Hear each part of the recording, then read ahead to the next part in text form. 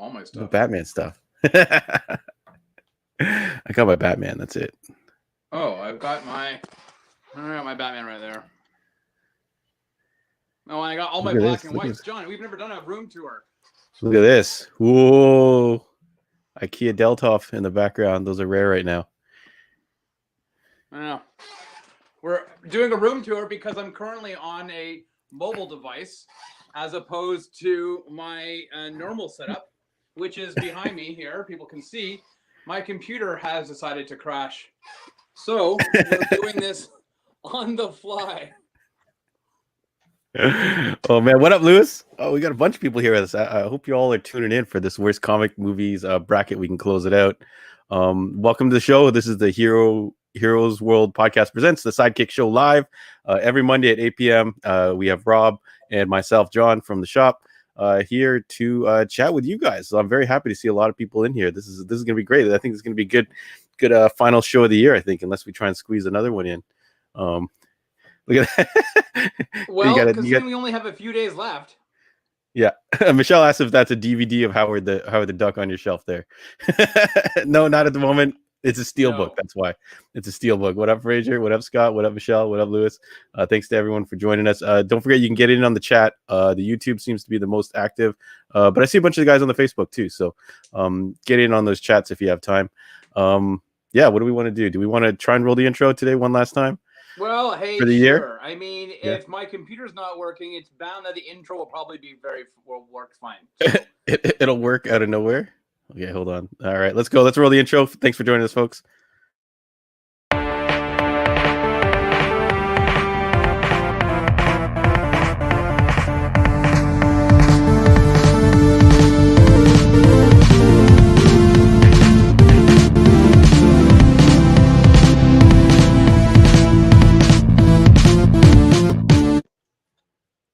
Better? Worse? It worked. Yeah, look at that. Fine. All right. So we're back, folks. What are we talking tonight? New comic releases. I'm not really going to mention because I have no idea when I'm going to get them this week. I don't know what's going on. I don't know who's shipping what. Everywhere's closed.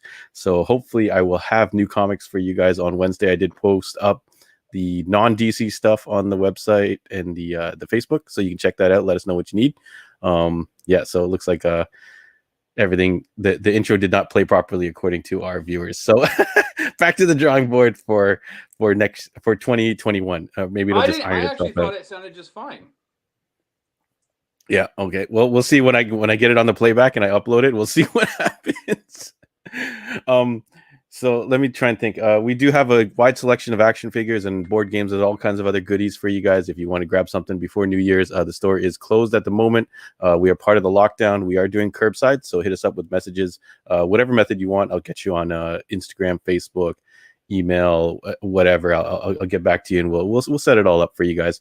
But I don't know. Did anything newsworthy happen, Rob? Do we want to jump into that?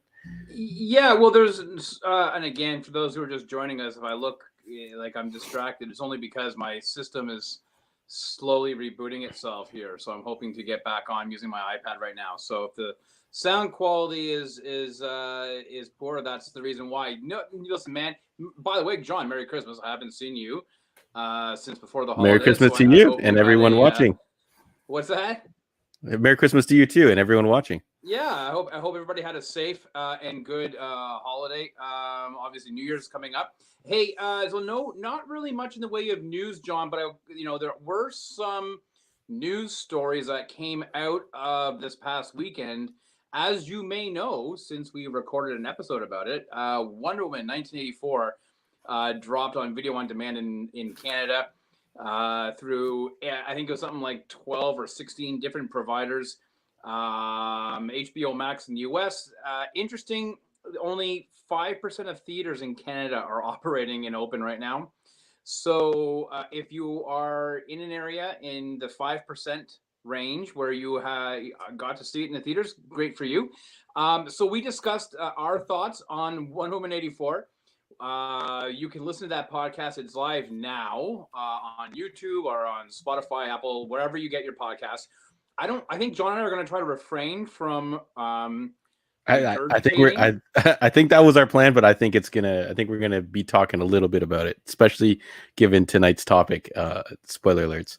Right. Well, we'll do our best to try to refrain from regurgitating our own opinions. But in terms of news, a lot of news came out of this weekend because of the movie. One being that Toby Emmerich, the head of Warner Brothers, is essentially greenlit and wants to fast track the third installment of the movie to be written and directed, obviously, by Patty Jenkins and starring Gal Gadot. No idea when that is actually going to happen because Patty Jenkins is already committed to doing a Star Wars movie that's supposed to be coming out in 2023. As well, herself and Gal Gadot are signed on to do an update of Cleopatra together. So for Paramount. So no idea when this new Wonder Woman movie will take place. Sometimes Hollywood schedules, if they're going to fast track it, you never know. This thing could be before the end of 2021. It just depends on moving and shuffling things around for Patty Jenkins. So we'll see about that. Also out this week, again tied to the movie, is the Hollywood Reporter. I said about the 5% of theaters in Canada were open. It made in Canada between the 25th to the 27th, just $4 million on video on demand. So that amounts to $30 a pop. It's 133,333 households had essentially downloaded or purchased for rental the movie. So that's kind of, as a friend of mine mentioned to me online, that's about the size of Scarborough proper. So for across the whole country, is that a win? Is that a fail? I don't really know. I mean, 4 million is better than no million, as far as I'm concerned. I mean, how are you going to go see no million? Yeah. How are you going to go see movies, right? It did pull in some interesting money in the U.S. because there are a lot of theaters that are still, obviously the major markets are closed, but there's still a lot in the Midwest that are open, and I believe Florida, for whatever reason, is still open in their theaters. So I think it pulled in about 16 million over the weekend, John, in the U.S. I heard something like that. Yeah, 16, 17. Yeah. Yeah. So I mean, I guess that's not too bad for that. It cost 200 million, correct? It did, but so far it's already pulled in, I think, close to 86 million. I think since it opened, because it opened overseas on the 15th, I want to say. So, is that you sent out a link to me before the show that it was the lowest rated DC on IMDb movie. On IMDb is the lowest rated because they take like a weighted fan submission score. It is just under Suicide Squad at the moment at 6 point something. But that's I have sometimes you see a lot of these people review bombing these sites. So is that really accurate to representative of the movie in and of itself? I don't know. It is though the highest grossing pandemic movie opening weekend. It beat out Tenet and something else. Did it beat Bad Boys? Did it? I don't know if it beat Bad Boys. Did it? Bad Boys wasn't technically a pandemic release. Oh, okay. Yeah, you're right. You're absolutely correct. Yeah. So Tenet only brought in 9.4 million in its open weekend, obviously 16 point something, as I mentioned. So there's that, and the movie is what the movie is. We discussed in yesterday's show, there are people who either love it or hate it. I don't think there's many who are kind of in between. So the nerds online are pretty divisive on how they see this. So we'll have to pull some numbers if you want to talk numbers. Scott asked, did it beat Trolls? And I don't know. I actually quite like that Troll movie. Well, the Trolls didn't drop in theaters. It was strictly on It went demand. straight. Yeah, it went straight. Yeah. This is the interesting part, is that we don't really know what the overall numbers are for video on demand releases. So Trolls, I think, pulled in a fair amount of money. But that was rolled out video on demand across all of North America. We don't have, obviously, that situation right now. And then the only other situation would have been Bill and Ted in September. But again, that was video on demand across North America. This is a whole different model when you have, the biggest market overall, the country in the US is not on video on demand. It went straight to HBO Max. Although they did say half of all HBO Max subscribers have watched it in the first 24 hours. Yeah, so Christmas Day, people were firing that up and watching it right away, and we're only a couple days deep into it now. So who knows? Maybe New Year's Day it's gonna get a surge, or who knows, right? But yeah, is that it for the news? Are we done with news? Yeah, that's kind of it about the for the news, man. Unless you want an update on my computer, I'm trying to restart Chrome. Aside from that, everything's great. You have got number one, you've got the loudest, squeakiest chair. Number two, you've got the slowest rebooting Apple product I've ever heard of. But also, it is quite old, so let's not throw too much fire on the Apple hate. I believe your setup is kind of getting older there in age. Yeah, it's so. about it's about 6 years old or whatever, 7 years old. Whatever. Okay, I guess we'll talk a little bit more about the podcast, and we'll dive into the comments because a lot of people want to talk about Wonder Woman here and there. We'll avoid spoilers for now, and maybe if people really want to just talk about this movie, and given the topic we have coming up, maybe we'll do a little bit spoilery towards the end. But yeah, so this week we covered Wonder Woman 84. Dropped on streaming, as Rob said, Christmas Day.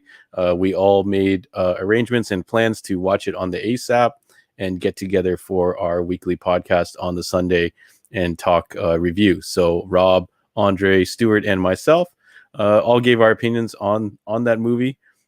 Check out the podcast. It's available on YouTube and our audio services, so you can listen to it as well. I assume a lot of you guys maybe have checked it out already, so we won't have to avoid too many things. But let's go into the comments a little bit now. So yeah, a lot of people saying general. I don't want to put too much comments on the screen just in case there is spoilery stuff, so I'm gonna try and quickly go through them. A lot of people passing judgment on the idea of a Wonder Woman 3 and possibly I think 4. I think she said she had material for 3 and 4 movies or something like that. Yeah, Patty Jenkins said that she has an idea for 2 more movies. Let's just work on the 3rd one. Don't this is one of the things that we might have to talk about later. Don't get too ahead of yourself. Like, a lot of these movies, Mummy comes to mind. I'm trying to think of what else. A lot of Masters of the Universe back from the 80s. A lot of these movies that were set up to follow into Dungeons and Dragons always comes up in our discussion that are going to continue on. Like, don't count your chicks before they're hatched, I think is the phrase. Like, make one good one first and then let it kind of roll. Let's see. Yeah, a lot of people just kind of talking about how it looks generally like a lot of people were disappointed in it. So let's not go. I guess we're gonna circle back to it. So check out the Wonder Woman podcast. And Rob, do you want to jump into things now, or you want to wait a little bit for your computer to reboot? You got anything else? Do you want to? I've got about 2 more minutes before this thing is up and running. So if we want to, I'm gonna jump out. I'm gonna get back into the link here. So if you have anything else that let me see. So a lot of people talk. Yeah, we got a little bit of a plot stuff. So I'm not gonna pop it on the screen just in case no one's seen it yet. Because it is relatively early, and we'll kind of say like full out spoiler talk towards the end if we have time. Scott does mention the monster universe died pretty quick. Like, I haven't heard anything about resurging or attempting to go back to that. Did you see Mummy, Rob, with Tom Cruise? With Tom, yeah, of course, yeah. I didn't see it in the theaters. I kind of refused. So I didn't think it looked that great. I saw it at home, which is probably and I didn't rent it. I think it was on whatever streaming service I saw it on. So. In that regard, it was okay. It definitely, I'm glad I didn't go to the theater to see it, put it that way. But you're right. I mean, they had a photo with all those actors, Javier Bardem, Johnny Depp. Before it even came up, before Mummy even dropped. So before Mummy even dropped, before anyone knew what was going on, they already were like, oh yeah, this is going to be a big universe. So yeah, don't count your chicks before they're hatched. I saw it in theaters. And full disclosure, I am a huge Tom Cruise fan. I think he's kind of coming up very close to my to Arnold Schwarzenegger, who's my all-time favorite actor superstar idol type thing. Wow. So he's getting really up to the movies he's making, the Mission Impossibles, all that kind of stuff. And I actually quite enjoyed The Mummy right up until the end. So when it looked like they were obviously setting things up for a possible trilogy, that's when they kind of lost me. And yeah, I don't know. I thought the action was pretty good. He gave a lot of. I feel like he always gives 110%, but you know, a lot of people did not enjoy that movie. So let's go on and let's move into our brackets. Let's talk a little bit about the brackets then. Let's warm up with the brackets while Rob's trying to reboot his stuff here. Yeah. So I'll go over what. So if you guys are joining us tonight for the first time, welcome. If not, you've been with us for a little while, and thank you very much for participating in this series that we've been doing, which sprung from the chat that we had with you guys during our Sidekick show, which is the worst comic book movies of all time. So we basically got the list from everybody and put together a 16 movie bracket, and here is the bracket on the screen right now. We have completed up to round 2. We are now in the semifinals, and we hope to close it off tonight. So, can I just say, John? Yeah. I brought out the championship belt, in which to crown the winner or loser. Oh, I've got the belt ready to go. He's got the belt. We're going to crown this. Yeah, so we're going to crown this winner, and I believe we will have a very clear top 3 at least. So let's go over what happened last week. We talked about Green Lantern and Batman and Robin had already been decided. Batman and Robin moved on. Daredevil and X-Men Dark Phoenix had moved on. Dark Phoenix won that fight. And then we had Catwoman and Fantastique Four, because I like saying it that way. Catwoman had won that fight. Yes. And then last week we most recently discussed the New Mutants versus Superman 4 Quest for Peace, which I thought I had to re-watch the ending. Apparently I had already watched it and my mind had blanked it out. That made me, I was laughing so hard when you were messaging me about that. I was like, I got to really finish the Superman movie. And I watched it and I'm like, I finished it. I already finished. I watched it to the conclusion. And for some reason, my mind just said, no, you're not done yet. There's a couple more minutes you had to watch, but apparently it was done. So we are now here in our semifinals. So we have watched all these movies within the span of the last week or so. Batman and Robin, X-Men, Dark Phoenix, Catwoman, Superman, Quest for Peace. I don't know where we want to start with this. Is there an easy choice in either of these categories? I feel like Superman 4 does sail past Catwoman. The Batman and Robin and Dark Phoenix, I think we'll have to dive into a little more. Yeah, look, Scott's like, we're done. Scott's saying, yep, just Superman 4 versus Batman and Robin. I don't know. I got some thoughts on Dark Phoenix, but let's do the easy pickings first, and let's talk a little bit about Catwoman and Superman 4. So me and Rob kind of briefly discussed this after our last show, saying Catwoman is the easily defeated in this matchup, but we do want to say that Catwoman is not a gem either. No. I think Catwoman is atrocious.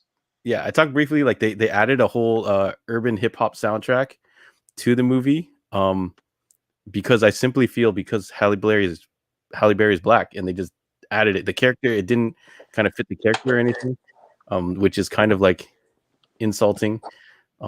Hey John, I'm jumping out of this, and I'm gonna jump in on the main. Okay, so we're gonna have 2 Robs for in a second here. Let's go. Oh, we're gonna get some echo. Look at this. This is. Hang on. Boom. Look, we got double Robs. All right, so let's remove the second Rob. Here we are. Back. Here we are. All right, hold on. There we go. I kicked other Rob, so I think we're good. Oh my God, I'm so sorry. What a disaster. But hey, it's 2020, John. Anything can happen. Yep. All right, so let's dive into the comments when Rob comes up with anything he's thinking of. We got a little bit of echo on your end, Rob. I don't know if you got your headphones. You can pop in there. Okay. So I'm going to jump over to, as stated, Scott said, yeah, we're basically going straight to Superman 4 versus Batman and Robin. You might not be wrong. Catwoman, Andrew says Catwoman and X-Men are just cringe. You're not wrong either. Michelle says Catwoman versus Superman 4 is too close for her to call, so she can't really kind of decide what. I think she did express her disappointment in this Catwoman movie, which as a female fan and viewer, I can only imagine that someone could get excited for a movie like that, and then it comes out and it comes out. It is how it is, which would suck. Let's see. So Scott says they could have done so much more with Catwoman. They just failed. Insulting for sure. Yep, 100%. I'm bringing my chair squeak back, John. Yeah, there you go. All right, no echo, but we have the squeaky chair. Fraser says Catwoman is bad, but Superman 4 is a big stinking pile of poop. Yeah, 100%. Yeah, so sorry about the technical difficulties there. Now I look like I've got Prince Charles ears happening here. Yeah. I'm in the middle of the Crown, so that's why I'm dropping Prince Charles references. I'm stuck on this one because I'm on record. Listen, we talked about this when Superman, the Quest, when we reviewed that movie, and it was like, listen, that's all we had back in the late 80s. Before Batman, we only had, that was it. So you were just happy you had a Superman movie. But does it match and does it hold up to current movies? Not at all. It doesn't hold up. Even back then, we knew it was shit. But we were just, at least we had something. Now, it's crap. It's a horrible movie. We knew it back then. We know it now. You compare it to Catwoman, where they ought to have done better. I'm stuck as to which one is worse, to be very honest with you. And I listen, obviously everything in the background, you can see I'm a big Superman fan. But I'm telling you right now, this is not about me, having my own bias about the character. I'm just not really sure, because Catwoman is really bad. And as a modern movie, it ought to know better. Like, they ought to have been better with what they were doing. They relied way too much on special effects to make it look believable. It looked atrocious. Like, if you can't pull off the special effect, just go practical. You don't need her doing somersaults, and get a gymnast, like get a body double, a stunt double. Do what you like. There's ways that they did it in the 80s and 90s. You don't need to do what you did with Catwoman. So I'm really stuck as to which really is the worst out of those two. My gut tells me Superman, but I don't know. I think your gut is right. I think it is Superman. I think it is because the people who made the film purposely. I feel like Catwoman. They paid for a Catwoman name. I think I've said this before, but they made a movie that's just kind of visually uses the idea a little bit, or they just saw Batman Returns and kind of took the Michelle Pfeiffer idea and we're like, oh, that's Catwoman, let's expand on that, instead of going all the way back to the comic book. Superman, it feels like whoever was in charge was kind of, I don't know if the term is like shyster or whatever, where they basically just like bamboozled the money and cheesed out these effects and just made poor decisions overall. I believe the original plot of the movie was it supposed to be Christopher Reeve versus Christopher Reeve in a Bizarro type storyline? Well, I think that was part of it, but I think it hedged too closely to Superman 3 when he fought kind of himself, when he got addicted to nicotine and kryptonite. Yeah. Yeah. And a couple people bring it up in the comments. I think Rob is absolutely right. And some of your comments are touching on the same subject, that, yeah, if you didn't have the money or the ability to do certain things, you should know this as a filmmaker. I feel you should know your budget, and you should plan around it. Like, I watched Shazam recently the other night, which was actually a pretty fun flick. And I feel like the budget wasn't as high for that movie. So they kind of picked where they did certain stuff. And there's certain effects like Shazam, like when sometimes his powers would goof and he'd go like flying off the screen and stuff like that. And you could tell that they didn't have the budget to make that a close-up shot. So they kind of like, they brought it really far back and kind of like had him bounce across and something happened. So I feel like you should know how to use this budget, unless you are just filming the movie. But that movie was made for like 80 million. Like, Shazam is a relatively, and not that 80 million is a low budget, because I remember back in the day when people in the newspapers, way before internet, kids, we had newspapers in the entertainment section, and people were going crazy the fact that Kevin Costner's Waterworld was broaching $100 million. No, they didn't spend $100 million on movies back in the day. So I remember what that, but so 80 million isn't anything to sneeze at, but still comparative to Wonder Woman 84 that we just saw this past weekend of 200 million, 80 million is a smaller budget, but they pulled it off. They made it look a lot better. They made their 80 million. Like it looked like it looked that it cost more. Like it looks on par with Snyder's Batman and Superman and stuff like that. Do you know what I'm saying? Like I just felt like it in terms of how it looked. Yes, there's sometimes the problem with visual effects. You know, you get the bendy person, right? Like you can tell it's not. But that's most of the movies are kind of like that. Marvel, Disney seem to have nailed their or perfected for the most part their special effects when transitioning between a person into the special effects, the CGI character. But I don't know, man. I don't know. I know that in one I just saw was it Andrew said Batman and Robin and Superman you can completely laugh at. I don't know if I can find it. No, it wasn't that one. Oh yeah. So yeah, it was up higher. Think about it. Superman 4 and Batman and Robin you can laugh at. The other two make you hate comic book films. That's a very good point. Although,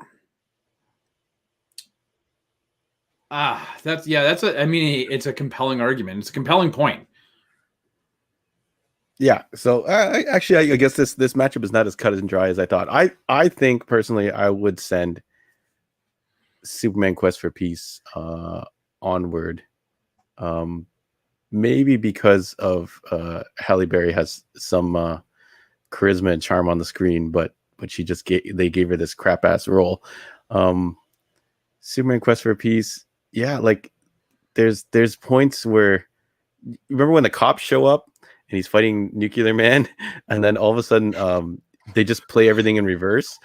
Yes. and then add an explosion at the end. Yeah. And you're like, what just happened? So okay, what if we cut out the special effects? Because both are obviously atrocious. We talked about this. They cut the special effects. The Superman budget was basically, if you're gonna do a quick summary of what the storyline was, I think Superman is gonna win for worse because Catwoman at least it doesn't sound like a Catwoman movie. It sounds like some other movie. Yes, but at least with the Catwoman name on it. Yeah. At least some of the plot line makes sense. But if you try and describe the Superman movie, which is I don't even know how would you describe it. Superman is in Smallville. He's going to sell the farm. He doesn't want to sell the farm. He wants to sell it to another farmer. Yeah. Lex Luthor breaks out of prison via his son Ducky from his nephew. His nephew. And then what exactly is Lex's plan? He just wants revenge on Superman, right? Correct. So by stealing his DNA. He steals his DNA and creates, which could have been a whole different movie if he would, attempted a different method of attempting to get that DNA. He could have got the lady who Superman hammered back up on the Statue of Liberty in Superman 3 and was like, "Let me see." Yeah. Oh man. So I feel like we have to send Superman Quest for Peace into the final at least. Yeah, I think as a plot, as a story, here's I guess what I'm looking at. The only time you had Catwoman on the screen was Batman Returns, and so they tried to do something different and new with the Catwoman character. But with Superman, they had 3 kicks at the can prior to that, and this movie is just bad. The plot, the idea is just bad. So I am happy to send Superman 4 into the finals. All right, hold on. My thing is not connecting. So it's you. Now it's me. No, it's just a website. Every once in a while, it just conks out. All right. Well, I can do more chair.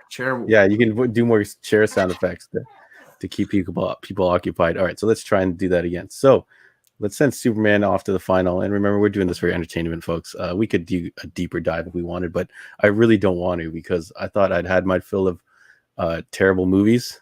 And it may have continued this past weekend. And then spoiler alert, there was a movie that I was looking very forward to and we thought was going to break the streak. And that didn't happen. Yeah. All right. So anyways, now let's talk a little bit about Batman and Robin and X-Men Dark Phoenix. Before we go on, John, can I just say, I wanted to say a big thanks. Look, I'm loving seeing all of these comments coming through, and we may not be reading every single one that comes through, but man, big thank you to all of you who have been with us through this entire thing, who are here tonight live, listening and watching. We're doing this stuff because like John and I enjoy it, but we do it because of you guys and gals who've been watching the show and whatnot. So it's been a lot of fun. I love seeing the comments. So thank you very much for for taking your time today on Monday. Thank you so much for hanging out with us, guy, on a random Monday night during the holiday season. So we've got Catwoman, and it's actually going to move over to this bronze match, which is going to help us determine third place. So let's talk a little bit about Dark Phoenix, Batman, Robin. I think Rob and I discussed this a little bit off air, kind of like laying out what we wanted to happen in the final. And I think we almost originally I wanted to have Dark Phoenix versus Superman as a kind of like new school versus old school. But there is a compelling argument for Batman and Robin to be there instead. But I guess I'll state my case for X-Men Dark Phoenix first. Sure. Yeah. So this, as I've stated before, this movie is insulting. It's like the 12th or 13th or 14th. How you just say it like you're disgusted. It's so far along in the line of movies that you're like, this is what we get from the fourth, fifth, and also I think it's almost been, what has it been, like 20 years since the first X-Men? So they had like two decades to do this, and it's the second shot at this Dark Phoenix storyline, and they screwed it up twice. Same guy. And like, yeah, and Rob did state that once I got to the final train sequence, maybe I would cut it some more slack, but no, it doesn't deserve slack. While it had some cool scenes, it actually shows off that they could have made this a good movie. They could have made X-Men cool, but they didn't. Like, I don't know what happened with the storyline. I tried. I'm not going to go back and check for a third time. What exactly was the main villain's plan? Like, who are they? Why are they there? Like, what are they doing? Like, I feel like in a movie of this caliber, 200 million in 200 million spent on, I don't know, craft services and something. I don't know what they spent it on. But it definitely wasn't writing. It was special effects. It was definitely the special effects. Yeah. It was Jennifer Lawrence for 20 minutes, 15 minutes. Yeah. They spent a whole. No, she's in the good first half. Like, originally when I watched it, I thought I was only maybe 20, 30 minutes in. Turned out I was like an hour in when Mystique basically gets like air pushed and impaled and dies. And I'm like, and let's talk about her death. It wasn't an hour. I think it was like 50 something minutes in. I'm pretty sure. I don't know if anyone wants to verify that, but maybe we'll go back. No, I'm not going back. I'm not watching this anymore. I can't do it. And Magneto, like, it takes him like 20 minutes to raise a subway out of the ground, and then later on in the same movie, he crushes a train car like it's nothing. That was like, it made no sense to me. Why is it so inconsistent? You know what I mean? And why is braid-haired bad guy like the baddest ass mutant out of all of them? I'm like, what's going on here? Yeah. Like, how's this nobody? And then they proceed to start kind of killing off the Magneto's guys at the end. I think the one girl gets like pulled out of the subway car, and then she's gone for the rest of, like, I guess she's dead. I don't know. Yeah. And then they cap it off at the end, like they change it to the Jean Grey school for gifted youngsters, and then you get a nice pan, and it's Beast at his desk, and he's got a picture of Jennifer Lawrence in her press photo in the X-Men cut. I'm like, you guys couldn't even Photoshop or take a casual picture of her on set, just kind of like chilling around. You had to take a screenshot from earlier in your same movie and put it on this guy's desk. Yeah. Like, oh, John. Okay, so that's why you think that X-Men: The Last Stand should. I think it's an amazing example of too much money, not enough brains. I don't know. Similar to another movie we've seen recently, they just threw too much money at it. Didn't give a crap about the audience comprehending the story. Yeah, like it's ridiculous. All right. Well, if we want to talk about ridiculous, we can talk about Batman and Robin. Listen, anytime somebody mentions Batman and Robin to me, I don't think about George Clooney. I don't think about Mr. Freeze. I don't think about the multitude of neon lights, the inexplicable amounts of neon lights in Gotham City.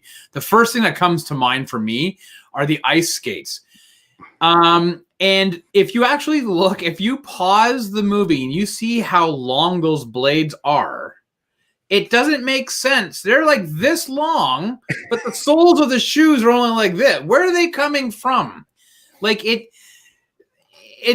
actually, that, you know, when they click their heels again, those blades come out, I'm out. Like that movie right then and there, it's like, give me a break. Every, Uma Thurman, John Glover, who became, Lionel Luthor in Smallville, the next year. Everybody was playing it over the top, except for Chris O'Donnell, who was Robin, was not playing it over the top. I think he was playing it as straight as he possibly could. George Clooney, I think, was just getting money. This movie, the costumes, the introduction of Batgirl, Barbara, not even Barbara Gordon, is Barbara Pennyworth, I guess, or Barbara something other. I don't know. But she's English because it's Uncle Alfred. She's living in England. She doesn't have an English accent.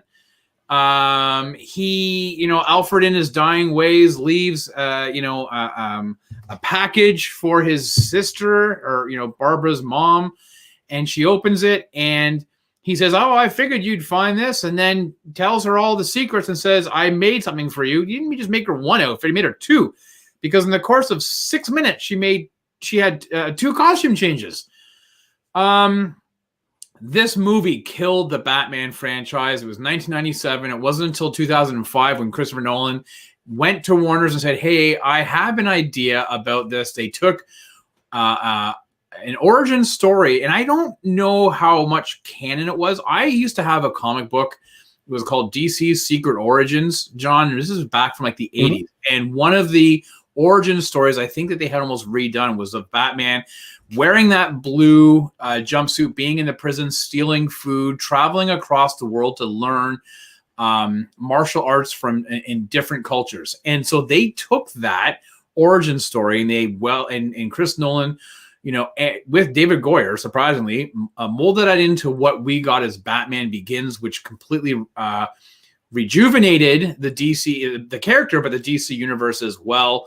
It made Batman cool again, because it wasn't cool like Batman for a long time. It was really bad. What I understand that people were like, "Oh, well, they were doing, the campiness," but that's not the original movie. 89 with Tim Burton's Batman was not campy. It was serious. It was kind of playing off of Frank Miller's The Dark Knight. It had teeny tiny bit of camp in there, I think. But it was playing off Frank Miller's Dark Knight, more grounded in reality. Batman Returns, which we talked about in a previous podcast for the Christmas movie, so please go check that out. I love that movie. It went way too Burton-esque, and that's what caused parents to shit bricks and force Warner Brothers to give the reins to Joel Schumacher, who made it very campy. Batman Forever was campy, but it was kind of like a bit of a palate cleanser. You're like, "Oh, I can kind of get behind this. It's weird, but all right." Jim Carrey was pretty decent as the Riddler, so I'm all for that, because I remember those days when it was supposed to be Robin Williams as the Riddler. And then they went completely bananas with Batman and Robin. All that money went to Arnold Schwarzenegger as Mr. Freeze. I know you're a big Arnold fan. I'm just happy he got paid then. I think that nostalgia carries this movie. I think nostalgia for Batman and Robin carries it and puts it higher on a pedestal than what it deserves. And when people go back and rewatch it, they're like, "Holy shit, I didn't realize how bad this was." Right? I don't think people will have nostalgia for X-Men at all. And I don't think that it's going to befall the same fate of people saying, "Oh, I remember liking Batman and Robin," and then they realize, "Holy no, this was horrible. I was a kid." I think people are going to look at this now and they're going to be like, "It's not a great movie, but it sure as shit isn't that." I was lied to. My brain and memories lied to me. I thought Batman and Robin was amazing, and I got screwed. So I actually think Batman and Robin is probably a worse comic book movie than the X-Men. And I would love to see what our friends are. Yeah. So get at us in the comments, folks. Comic book Craig Movies just calls me out and says, "Don't you know Batman had nanomite tech for the skates?" No, he didn't. Maybe he did. Maybe in the modern. Maybe he'll do an Iron Man type thing. That's right. But yeah. So get at who should win this matchup, folks? Batman and Robin or X-Men Dark Phoenix? We're a little bit torn here. I 100% see your point, Rob, and I the fact see yours. that this will be a memorable Batman and Robin is a memorable bad movie, whereas X-Men Dark Phoenix is simply going to be forgotten. And I don't know how much of a timer I would give it, maybe 3 years or a little bit more, maybe just shy of 5 years. It's probably going to be completely erased from the time, especially if Marvel is taking over the X-Men and we're getting a new X-Men movie. You make a good point though, John. Sorry to cut you off. You make a very good point in that you say that Batman and Robin is memorable for being shit. It's a pop cultural moment, and that's really what it because you can't talk about Batman and about the movie, the cinematic version of Batman, without talking about Batman and Robin, because it killed it, right? And so every time you talk about Nolan's trilogy, everybody always says that trilogy that came after that horrible Schumacher Batman and Robin. So I agree with you, John. To your point, you have 2 points that I completely agree with. One is that yes, it holds the crown as being such a bad movie that you can't get it out of your brain. Just the knowledge that it exists. People are probably going to forget about Dark Phoenix. But number two, you're right. They had 2 kicks of the can at the Dark Phoenix storyline. They had more money on this movie than they did with X3, and they still crapped the bed with it. They still crap, and you could even argue that it as a representative as the entire X-Men franchise as a whole, like how disappointing is that franchise now that we kind of look back on it?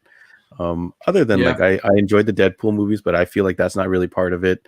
Even if you enjoyed Logan, which is kind of arguably the best of all those X-Men Fox movies, is not considered an X-Men movie, really, right?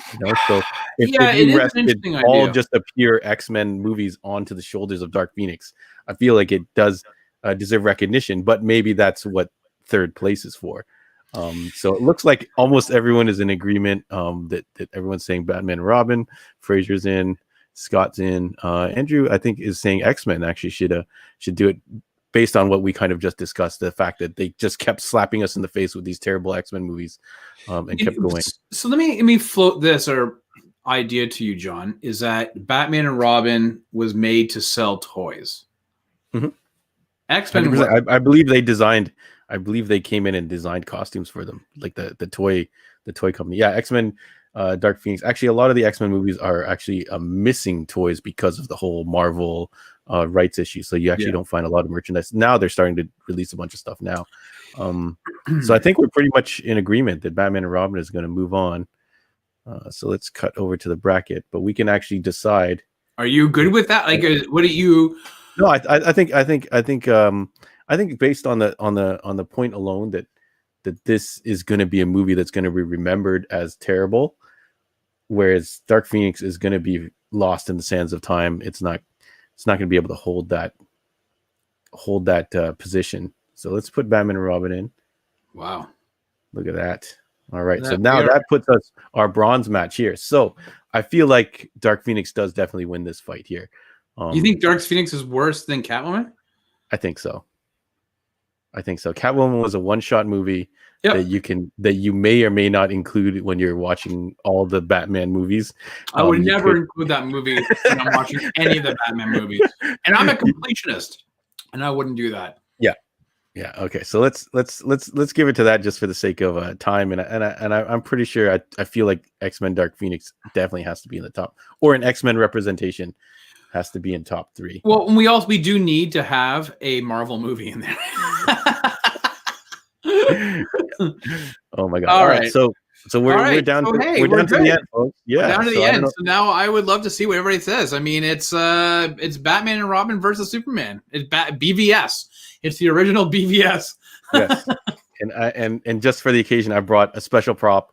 I mimicked the special effects. I spent I don't know how many millions of dollars on this, but watch this, Rob. This is my vote. My vote is definitely for this BS. Look at them go. Like, this is literally what they did. They literally just did this. I feel like, but it was cut out on film, so I guess it looked fancier. Look up, even my green screen is actually giving it a cool effect. But look how good this looks. I feel like this looks better than what we got on screen. Well, that's because, John, that's taken from Superman 1. So Superman looks a lot better in that.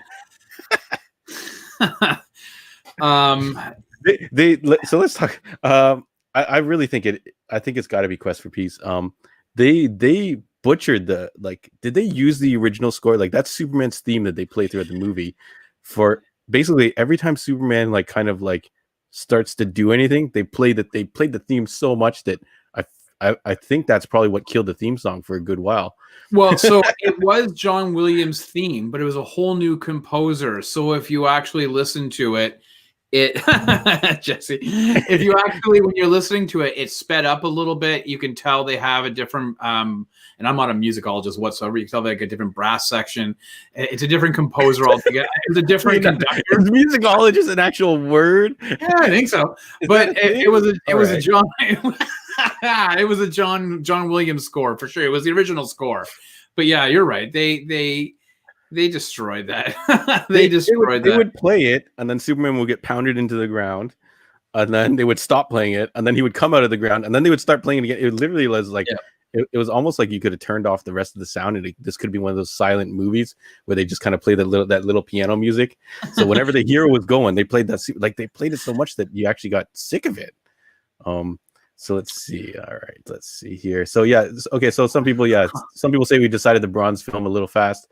Scott, I think said that was a quick pick, but I think it's the right pick. Unless we have a lot of outcry, I think the X-Men franchise definitely deserves to be represented in our top 3.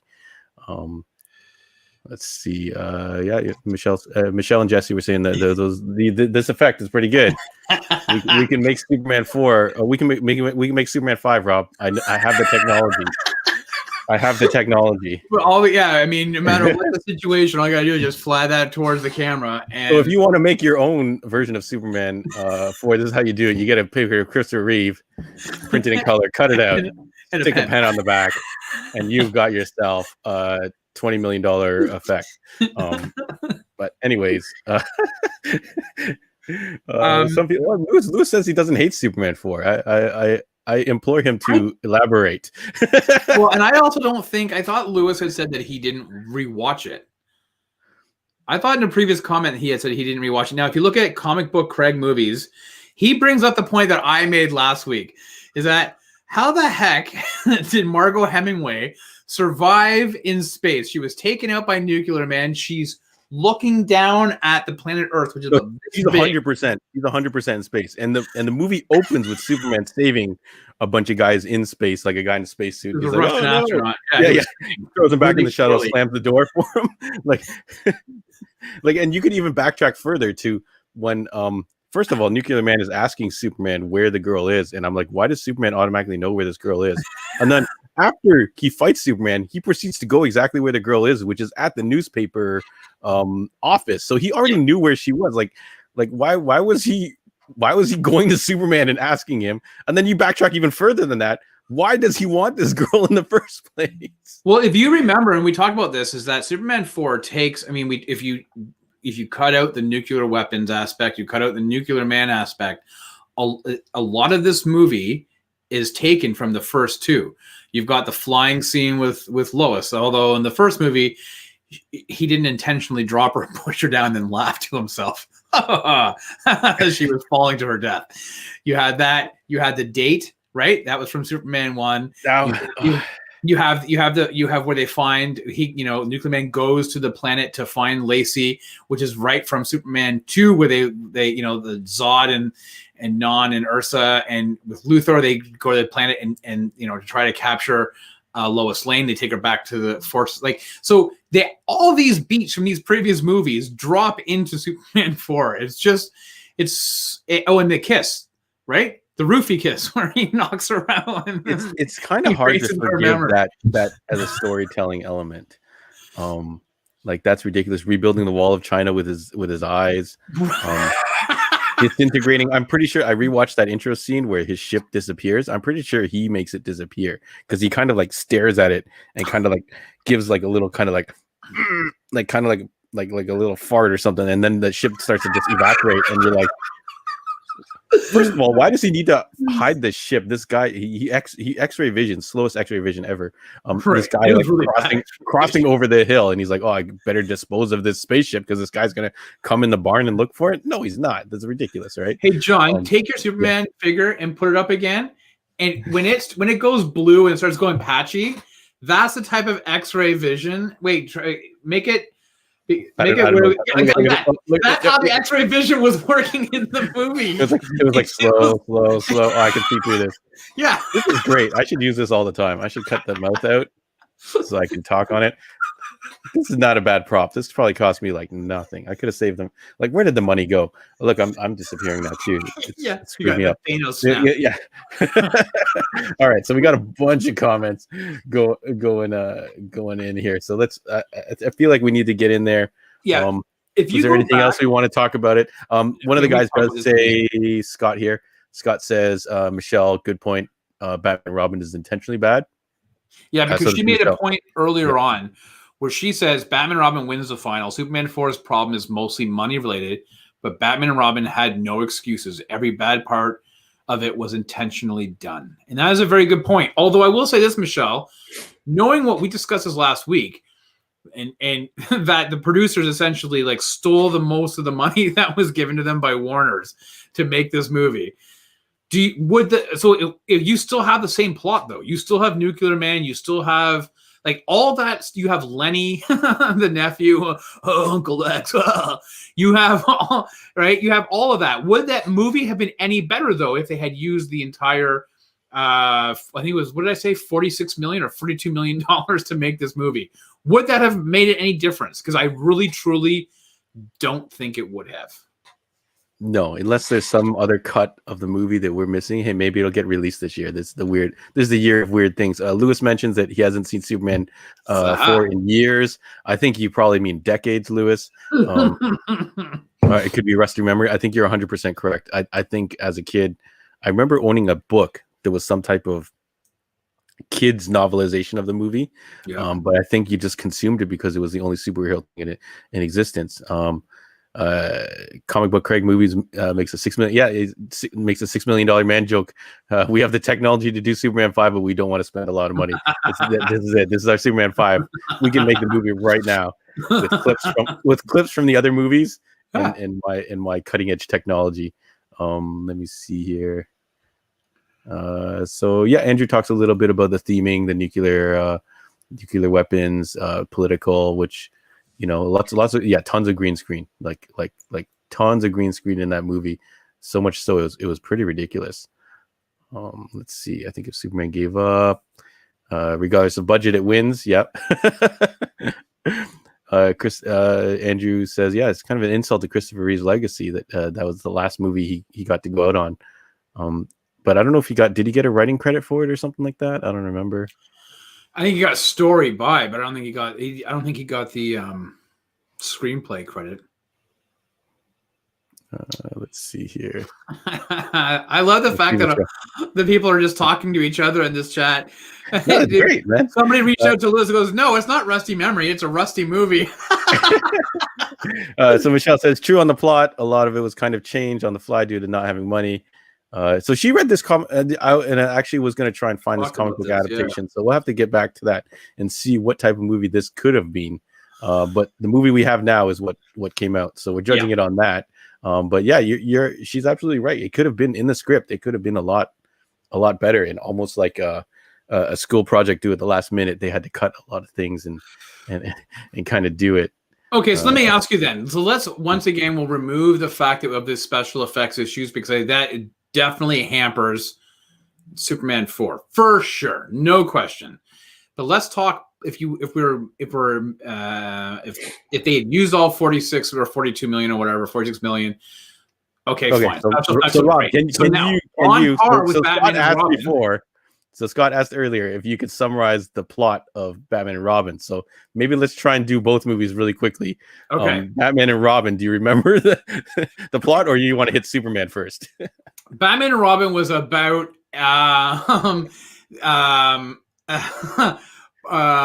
geez, how does it start off? Okay, essentially Mr. Freeze wants to try to save his wife, and so he steals kind of noble, yes. Right. He wants to steal diamonds to be able to power his suit to be able to find a cure for McGregor syndrome. And at the same time, Poison Ivy just wants to create a better whatever her name was, Pamela Eisen or whatever. Yeah, because it wasn't. So anyways, and she creates this formula for plants, and the doctor decides to do a really gross, disgusting kiss on her, and like it was bizarre and really creepy and way before the Me Too movement. kills her with poison, or no, she kills him. She comes back. He buries her with with toxic sludge. I think that's what it was. It was toxic sludge that he was dumping into the ground. She finds out. Pamela Isley. She finds out she kills the doctor who was like getting all weird and like Bill Cosby on her, and then she becomes Poison Ivy, and her goal is to, for whatever reason, she wants to destroy Gotham. She wants to take it over and make it full of plant life. She brings Bane with her. I think she wants to kill all the people. So right, and then she teams. Yeah, she wants to kill Bruce Wayne. Bruce Wayne's girlfriend. She wants him to get married. He's not that type of bachelor, because he has another side to him. Okay, we've already lost everybody. So, right, there is no plot. So Michelle gave us a good plot for Superman 2. I mean Superman 4. Nukes are bad. Superman tries to get rid of them. Lex takes advantage of it to try and defeat Superman. That's pretty good. Do you remember there was a newspaper headline of the kid writes the letter to Superman, and then the newspaper headline next day is Superman tells kid to drop dead or something like that. I was like, that's hilarious. And because Clark starts talking to himself, he's like, Superman never do that. He never did that. I actually don't really know how to. You know what? Michelle did a wicked job of. She made the original Twitter version a plot of Superman in 140 characters. I can't do it on Batman and Robin. I don't know how to properly condense that into a plot. I don't know. Mr. Freeze and Poison Ivy team up to try to take over Gotham, the world. He wants to save his wife. She wants to save Mother Earth. And they want to kill Batman. And Batman and Robin decide to say, no, you can't do either. and hijinks ensue. A lot of breaking through walls. I mentioned before, literally, they're just blowing holes through walls and jumping through them. but I don't know. Are we still undecided? I feel like okay. So everybody, tell us in the comments. Just give us Superman 4 or BNR. Let us know. I'm really on the fence on this one. Where does your gut tell you, John? I want to give it to Superman because, like they said, I think Batman and Robin had some campiness they tried to incorporate in there. They just didn't execute properly. You can kind of see it. The intro scene that you dislike with the skates, aside from the skates part, but you know what? The skates part is very Batman 66. I feel like that is a feeling they should have went with and stuck with that. Because that's when I was rewatching it and I was like, he Rob's so wrong. I'm gonna come back and I'm gonna love this movie. But after that first scene, the movie is just complete trash. I was like, okay, this is funny. Mr. Freeze doing silly stuff. Batman and Robin. It has some cool choreography, some nice spin kicks and like kind of like fancy stuff. A very Batman 66. But yeah, imagine if they just made like a 66 kind of throwback. Comic Book Craig's got to bring up the Batman credit card. Yep, I brought up a good point. It says good through forever with the Batman Forever logo. Don't leave home without it. So now look at this. So we have 1, 2, 3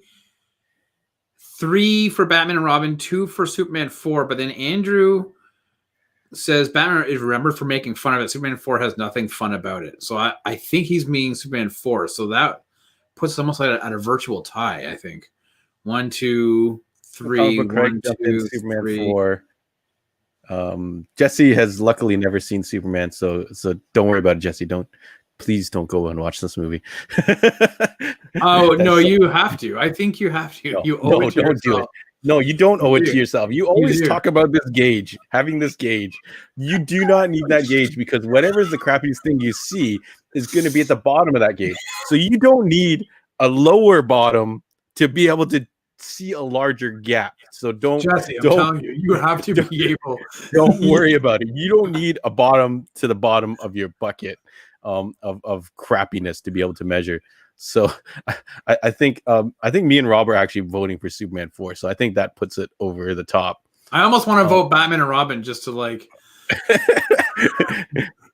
to tie it out. It's too bad we actually can't give it to the both of them. That's the reality. How's that? That's the reality. You can't give it to the both of them. We have to give it to one. I think the fact that Arnold came in and just had a ton of fun helps the watchability of Batman and Robin. All those people got paid Not Alicia Silverstone. She didn't. But everybody else got paid. Nobody got paid on Superman 4. You know what? I'm going to give it to Superman 4. And I'll tell you why. For the point that we brought up before in this podcast, the chick's in space, man. She's flying out. She's past the moon in space, and she's all right. and her hair is windy. There's no air and wind in space. It could have just as easily been in the sky. Did it have to go all the way to space? I don't understand that part of it. So let's wrap this up so we can discuss a couple more things just before we close it out, I guess. So I think we're going to decide Superman 4. Thank you, everybody. Oh my God, we're going to give this. I'm going to send it over to the Golden Globus for producing such a crappy movie. Right. And I want to say thank you so much to Golden Globus for making the worst Superman. I accept this on your behalf. You guys are jerk faces, and you destroyed Superman for the better part of 2.5 decades. Right. So we have our summary here, and it does have first place gold medal, Superman 4, Quest for Peace, from 1987, going 4-0 for the victory. Batman and Robin, second place, silver, from 1997, 3-1, and our bronze medal award, third place. So technically, you can see the numbers are tied here, but the fact that Batman went to the final and lost in the final makes it ahead. So third place, bronze, X-Men Dark Phoenix from 2019. And we can go through these. These are kind of in order. So Catwoman 4th, Green Lantern 5th. So we're going to have a bunch of 5th place ties because these movies were all eliminated at the same time. Yeah. So 5th worst movie, I guess you could call Green Lantern, Fantastic Four, Daredevil, New Mutants. I'm pretty happy with that. And I'll actually post a link to this bracket if you want to look at it yourself, but I don't see why you would. The better part of this is you came online with us to have fun with this. Oh yeah, 9th place. Let's see if what shouldn't have made this. So X-Men Last Stand, Jonah Hex. So these are all people that were eliminated very, very early on. So I feel like New Mutants probably didn't get its fair shake because we didn't watch it beforehand. So apologies to New Mutants. Yeah, for sure. Still a terrible movie, but maybe not as terrible. I don't know what we would replace it with. Well, there was a movie that just came out recently. But with all this being said, all the discussion that has happened, here comes a new challenger. So let's talk. Thanks for staying with us, folks. I don't know. You want to go a little bit longer, Rob? We got another 10 minutes or so. We can talk a little bit. We can go a little bit because I have a really good idea for our next. And somebody's actually mentioned it in the comments, but I have a really good idea for what we should do next, John. But we can throw it out there before we leave. So yeah, let's talk about. Let's talk a little bit about Wonder Woman, the new challenger. I don't know what's going on with the media. I feel like there's a lot of stories breaking now that are trying to hide the fact that this is a possible contender on our list. So we won't go too deep into it, too heavy spoilers. I expressed during our podcast a little bit concerned about the hype level or the anticipation or the expectation for this movie is maybe what has got us all so salty. But to this day, I watched it. When did I watch it? Like 4 days ago, we watched it. You watched it Saturday night. Yeah. So 2 days have passed, and I'm still in disbelief that it turned out this way. Like we were really looking forward to doing a very positive podcast for you guys. I was super excited. Listen, nobody was as excited for this movie than I was out of the four of us, right? Every podcast that we talked about out of DC Rob literally was having a fit on the floor when he found out we were possibly not getting this movie. He was very upset. Now with the end result, on our Sidekick show, I was now with the end result. Yeah, it's a very funny situation where they basically have gone, here, have the movie, Rob. Are you happy? And basically, no. He would have been better. Like if you haven't seen this movie, you should. No, I think you should watch the trailer and just pretend in your mind that it's as good as the trailer and go about your life. Go about your life. Continue your walk. I can't recommend someone spend 2.5 hours to just see it for themselves. You know what I mean? So I had the rental. We all have it. We have it for 48 hours, and mine expired today at 1:40. And I got to tell you, there was part of me because I rented it on Saturday afternoon. I didn't watch it yesterday. We recorded the show. I had other things going on. I had that bad taste in my mouth. This morning I woke up and I thought, maybe I'll give it one more go. I considered it, but I just couldn't. I couldn't. No, I just couldn't. Yeah, let's jump into the comments quickly because I know a couple of you guys have seen this and have talked to us about this a little bit. Scott shouts out Bloodshot. Bloodshot wasn't that bad, Scott, was it? Yeah, it was. Was it that bad? It was bad. We'll have to like go through our. I'm trying to catch all the movies that I missed in 2020. So maybe we'll come back. We'll circle around and do like our list of 2020 movies that we enjoyed or didn't enjoy. Sure. Jesse does ask, does Wonder Woman make the list? I think we got to give it a little bit more time to just make sure we're not making a snap judgment based on our expectations and based on I have heard from some, like I think Michelle did weigh in on the comments in our YouTube because as a female fan, viewer, watcher, consumer of movies, is there maybe a thing that we as guys, men are missing? Maybe we're just missing out and we're ignorant to that fact or something like that. But I feel like if we run this back again next year, which I don't know if I'd be looking forward to, I think it would. Right now, in my current state of thought, I think 100% would make this, and I feel like it would at least make it halfway. You know what, John? I think like for me, I thought that the worst thing that I could have anticipated was being, it was mediocre. It was okay. You know what? Maybe I hyped it up too much, and it wasn't like I had that issue with Fargo. Everybody kept telling me how great Fargo was. I was so looking forward to it. I finally watched it, like the movie way back, and I was like, it was good, but I don't see what the hype was. That was, to me, my concern is that have I built this thing up way too much? Mm-hmm. And it wasn't that at all. It's just I thought the worst thing for me was, like I said, I would have been like, yeah, it was great. Just wasn't what I expected. This is far beyond that. It wasn't what I expected. It wasn't even close to that. I would have preferred mediocrity. For me, I'm really kind of let down. I'm really let down on this movie. I think we were all expecting big things, and that's why I kind of don't want to like snap the judgment right now. It's only been a couple days. Maybe if we rewatch it in like a couple months, or maybe if you can watch it on the theater screen, maybe something gets better. Jesse talks about how Pedro had a big Christmas. Yeah, this is 3 projects at least that I saw. Mandalorian, this, and we can something Heroes project or something like that. Oh, that's the isn't that the one with Robert Rodriguez, right? It's got like everybody. Yeah, We Meet Heroes. Yeah, and I've heard it's actually pretty good. Michelle says, "Is there even anything to spoil in Wonder Woman 84?" I don't want to get into. There's not enough story to worry about. Yeah, just the overall feeling is not. Yeah. It's not for me.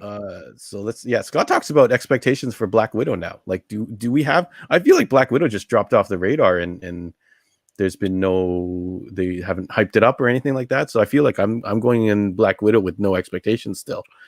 But I wasn't following it that closely to begin with because I knew that it wasn't coming out anytime soon. I have tepid expectations for WandaVision. I have high expectations for Falcon and Soldier. I don't really have a lot of expectations for Black Widow because to be very honest with you, I felt that they should have made that movie a few years ago, and I feel like they were playing catch up to doing it. And the trailers for me didn't really do a lot for me. So I'll watch it, but I'm not excited to see it. I'll see it, but it's definitely not. It wouldn't be like where I was like in like drooling and salivating to see like Wonder Woman, right? Mm-hmm. Like I'm hyped for future Marvel properties, but I for me Black Widow is just not one that's not. So I think Black Widow has a pretty good chance of smashing things unless it is very poorly. Or letting us down. Poorly, I don't think the expectations are as high for Black Widow. Fraser talks about Kevin Smith loving it. He seems to be loving everything lately. So, and I can't fault him. He works in Hollywood, so you have to always take that into effect when you read someone kind of famous's interactions and stuff. Like Jesse says, he imagines you punching a statue in disappointment for I would have accidentally dropped it, but I wouldn't have punched it. Comic Book Craig talks about he loved the first film. 84, just too much in it that took him out, starting with the mall scene. The scene should have been like Commando. Oh man, yeah, he's bringing up one of my all-time favorite movies. Yeah, it should have been just her kicking ass. Like, let her kick ass, you know. Well, and so that mall scene, you know, I mentioned this in the podcast, and when it started, my daughter, who is 9, looked at me with like this exuberance, this excitement. I think the first Wonder Woman movie probably spoke to, like, we all enjoyed it as adults because we understand a bit of the history of World War I. I think it's very difficult for young girls to look at Wonder Woman as a character and to understand the idea of World War I. That's a tough pill to swallow for really young girls. So when the mall scene happened, I thought, oh, they're kind of playing to making it more accessible for younger girls to look at this character. And I was like all for that. It was a bit campy. Like I said in the show yesterday, it reminded me a little bit of Superman 3, Superman 1. Went that direction, but they did not. No, they didn't. They did not. I would have preferred that. I honestly would have preferred that, John. I would have preferred the more campier, cool, stylish looking Wonder Woman. More clearly into to the first one, right? A little bit more kids, yeah. Yes, because it would have been an interesting progression, right? From the darker tone to a bit more bubblegum poppy. Like, I would have been okay in the 80s. 80s was all about bubblegum pop, so I would have been okay if it took that direction. But I don't know what the hell happened. Yeah, so Andrew says it's not another live Ghost Rider movie. I don't know, Ghost Rider, that second one, I didn't mind. Fraser says he's tried to watch it a second time and fell asleep. Lewis said he watched it twice, and well, he paid $30, so he might as well. Yeah. That's what I was saying. I was trying to get my money's worth. Yeah. So I didn't want to. Here's a clarification on what Jesse was saying. I'd read a review and imagine Rob punching a statue. So yeah, Rob's anticipation was pretty high for this movie. He had to clear his whole schedule. He cleared all his family schedule as well. Which sounds stupid because we're in a pandemic and in lockdown, but it was a matter of telling my kids, no, you're not playing with the new equipment and games and stuff that you got for Christmas. We're watching this movie. So Michelle says she liked the Linda. Yeah, and I'm not sure what she's in reference here, but I think she did not like the movie. And she did say she did like seeing Linda Carter at the end, which I did like seeing her at the end, but I think they definitely could have done something much better with her. And I feel like she deserves something much cooler, more in the limelight, you know, kind of like more people on set. Literally, like that looked like they were packing up the set, and we're like, hey, come on in, Linda Carter, let's shoot this 2-minute sequence. Well, and that's what I had made that kind of a comment on that nature to Michelle today on the YouTube comment section, is that I just felt like it was just kind of thrown in there. I don't think it wasn't respectful. Do you know what I'm saying? Like I felt like it was just like as a, oh shit. She is a legend. She is a legend. Yes. She is definitive Wonder Woman. And I feel like they should have gotten her a better scene than that, catching a thing from behind and not really revealing her till she kind of turns around for 1 second. The character they gave her was cool. If she is the character that was sent to Earth to defend everybody with the armor, that's a cool character they gave her. But that was not a cool. She's been gone for a number of years. Where the hell was she all this time? Yeah, that was not a cool scene to give her. I think they definitely could have given her more, and she definitely deserved more, I think. So, well, anyways, people can listen to the podcast. They can get our views on it. I think you people are, if you know, without spoiling what John and I thought, I'm pretty sure you can glean where it was. Yeah, Comic Book Craig. Yeah, if you didn't watch our review, he mentions the Steve possessing a guy and everything else appeared out of thin air. Why not Steve? I point to that exactly in our podcast. Why does her wish manifest into Steve taking over some random dude's body, whereas everyone else's wishes happened almost instantaneously and didn't quite have the same weird catches? Yeah. But yeah, we'll spoiler warnings, folks. Well, it's too late for that now, John. Yeah. Well, if you watch this trash movie, I'm sure that. So, John, I want to I want to float my idea of what I want to do next. I think you and I have had our fair share of horrible movies. I don't want to deal with that anymore. I'm done with terrible movies. Someone said, let's do a worst of sci-fi. Sorry, I can't do it right now. Can't do it. Maybe down the road, but I can't do it because this almost killed me. Yeah, I think I get the sense that people are liking the movie brackets and the debates that we're having. So this is what I wanted to propose, and we kind of talked about this before the holidays. I think we should do an 80s to 90s, ending at 1995 action movie. We each That's my jam. We pick 16, but they can't like. I'm a big fan of the Lethal Weapon series. I think the 4 of those movies take out all the Die Hard movies as a whole, right? But I'm not saying you bring Lethal Weapon.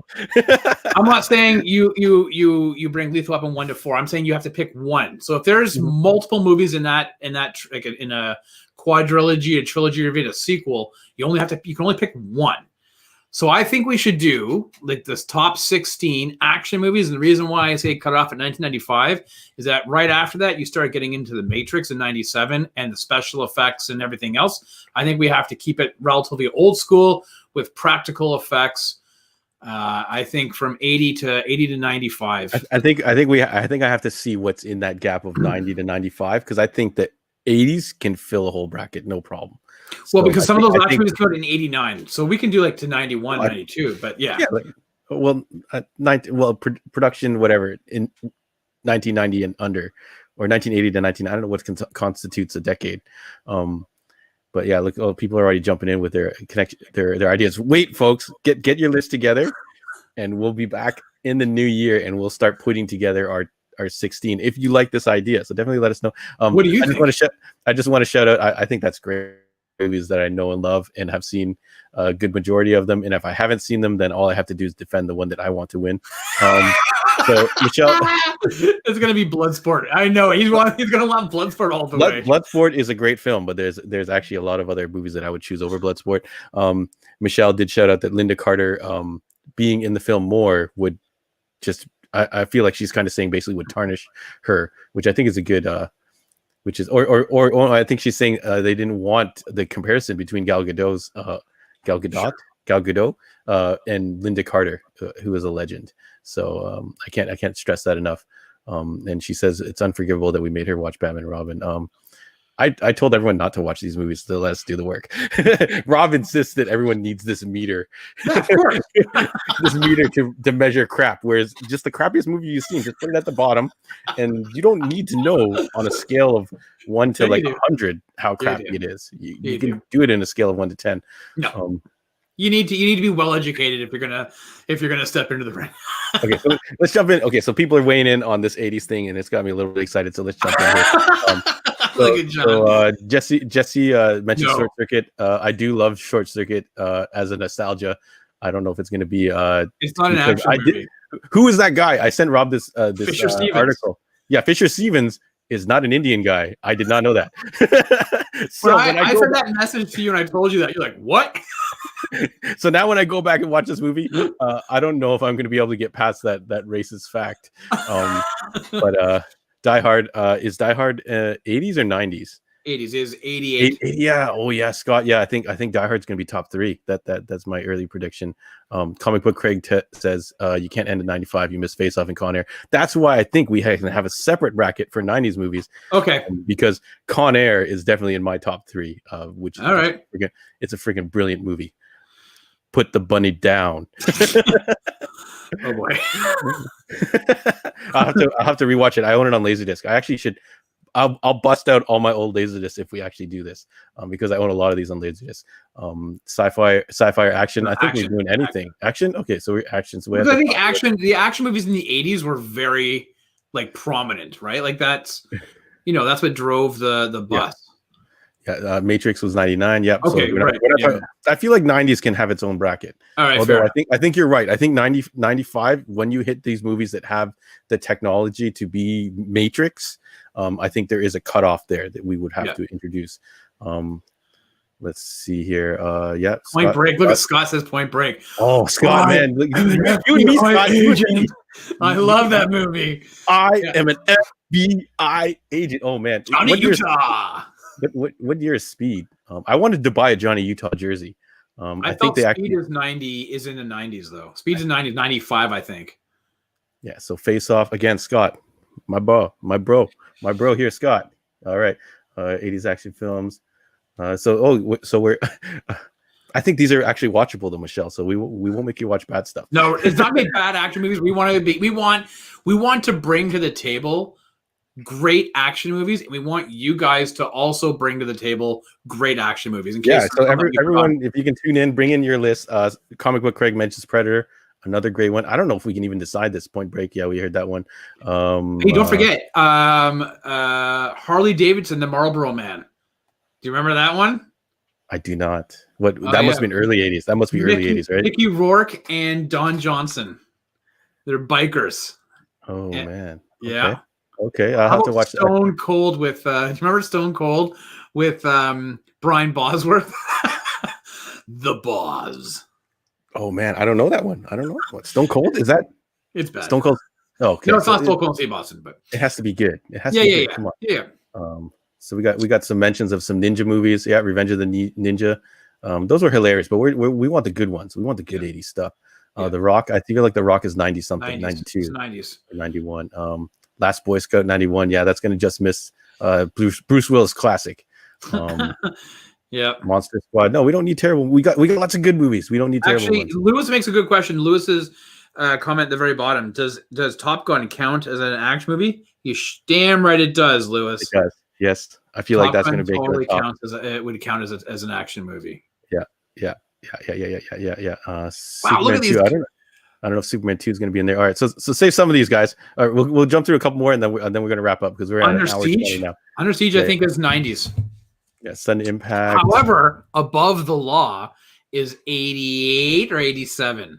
So Above the Law will definitely be in there because that's the classic Seagal. Iron Eagle, I feel like that's an early Van Damme movie. I don't think it's actually.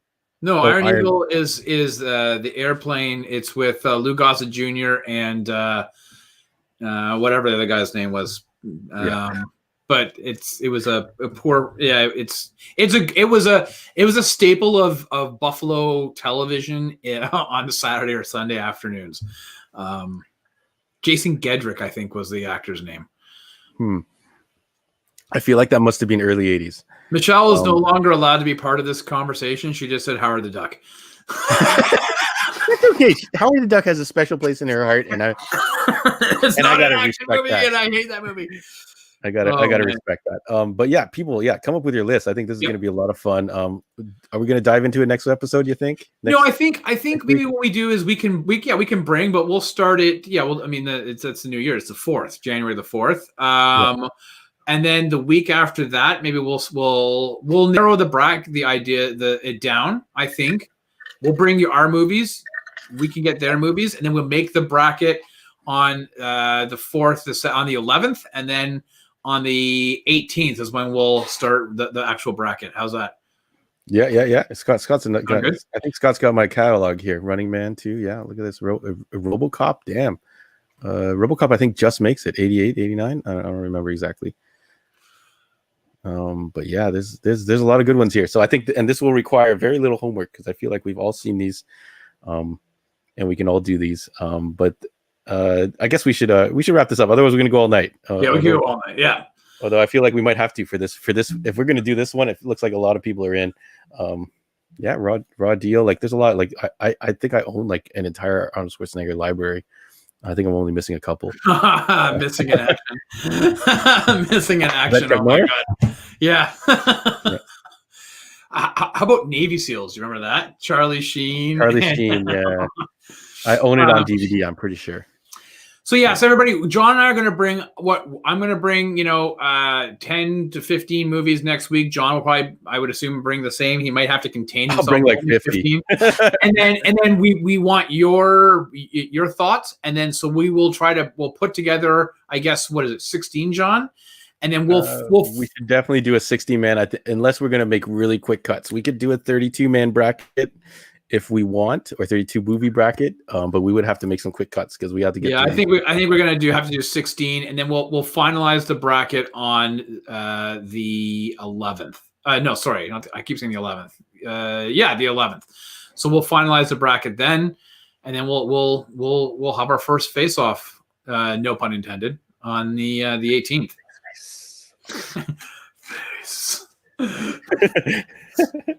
He took my face. All right, folks. So thank you so much for joining us, guys. Thanks, guys. This is our last show before the new year. For both for the Heroes World podcast and for the Sidekicks show. So bearing any unforeseen crazy things happening where we jump on live. Which you never know. It's 2020. yeah. We might hop on live before the new year, but I think this is probably gonna be last. So thank you so much. It means a lot for us, for you guys to join us and spend your random Monday evenings with us, and take the time to listen to the Heroes World podcast and all our other kind of shenanigans over social media over the years. It's been a lot of fun. This is definitely one of my high points of. If not the high point of 2020, being able to do this with you, Rob, and with the other guys, Stu and Andre, and all the great guest stars we've had on the podcast, and all you guys for jumping in, just chatting with us here and shooting the shit.